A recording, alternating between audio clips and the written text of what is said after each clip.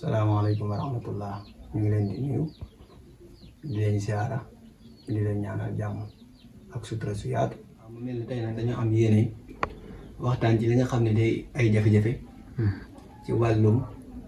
dundu doomu aadama yi. mu mel ni am ci ay fànn yoo xam ne jëflante nañ ci ay nit ba yàlla dogal ñu gis ci résultat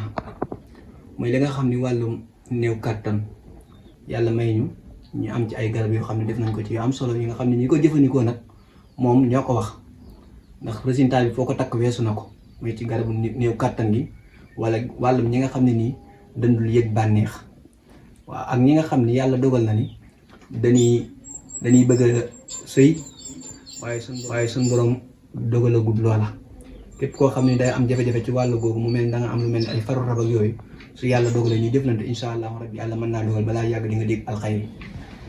yàlla dogal na rek ñi nga xam ne nii yàlla daa dogal ñu amoon ay tut tànk ba pare taxaw mënatuñoo amaat ak ñi nga xam ne dañuy sëy lu yàgg mënuñu ko amee ñooñu yàlla dogal na ne am na wàllu woo xam ne nii suñ ci jëflantee suñ borom mën naa dogal ni incha allahu rabbi danañ ci gis résultat ñoom it ba ci wàllum ñi nga xam ne nii yàlla dogal na ni dañuy wut ay kéet moo xam fii ci réew mi lañ nekk te bëgg a dem bitim réew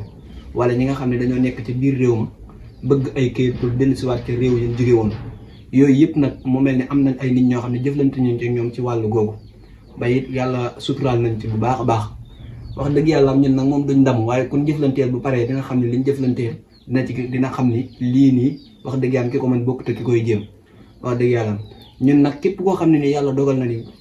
wàll yii ñu wax am nga ci yenn jafe-jafe incha allahu rabbi boo ñu fekk see fii ci Tawfekh incha allahu rabbi wala fa la nga toog boo ñu woowee incha allahu rabbi buñ déggantee dinañ la mën a taxaw ci fànn googu incha allah waaw ñun nag moom génn kër rek lañ am muy Tawfekh Bousso fii ci Touba fi leen féet demuñu fenn képp koo xam ne nii bëgg nañoo jotit suñuy numéro dinañ ko booleeg vidéo bi incha allahu rabbi ndem som na yàlla waaw wàllu googu daal moom képp koo xam daa am nga jafe-jafe ak yoo xam ne sax yàlla dogal na ni tudduñu ko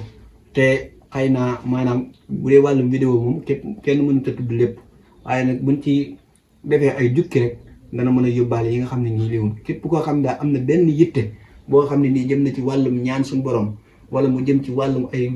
tawati yaram wala mu jëm ci ay feebar yoo xam ne nii xamul lu mu doon bu ñëwee incha allah li nga xam ne nii mooy wàllum seet danañ ko def incha allah bu dee lu laaj saraxa dinañ ko wax bu dee loo xam ne tamit dafa laaj ay ñaan dinañ ko defal bu soobee yàlla bu fekkee ak déggoo am na waaw ñun nag suñuy mbir moom wax dëgg yàlla am buñ sañoon jaam yëpp jariñu moo ñu dugal ci mbir waaye bu dee commerce rek xam nañ nañ koy defee mën nañ ko waaye yooyu taxuñoo jug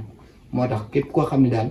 yàlla dogal na ni am nga jafe-jafe muy ci wàllum yaram wala ci wàllum kéet wala ci wàllum dëkkuwaay yëpp rek boo ñu si woowee incha allahu rabbi danañ la ci taxaw seen kéemtulaay kàttan muy góor muy jigéen muy mag muy ndaw jërë ngeen jëf yal na yàlla dafa ñu Tawfekh ak sutura te sig bi nga xam ne tamit moo fi ñëwoon di Dialibatoul Marakhib yàlla na ko saa borom gën a dooleel barki Seexul Xadim ngeen bàyyi ko xel nag bu baax képp ku am sama soppe wala ngay sama wóllare Dialibatoul Marakhib gii Dialibatoul Marakhib TV gii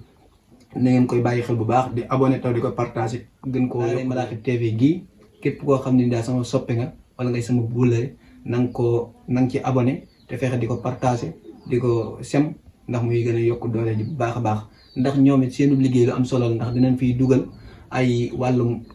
lu jëm ci waxtaani gaa yu baax yi wala waxtaani maanaam Serigne Touba yi yëpp danañ ko fiy dugal daal kon nag ñu bàyyi ci xel bu baax a baax xam ne sig bu am solo la daal bu am njariñ wax dëgg yàlla moom suñu kër la suñu kër la daal yéen ñëpp tamit na ngeen ko def seen kër incha allahu rabbi jërëjëf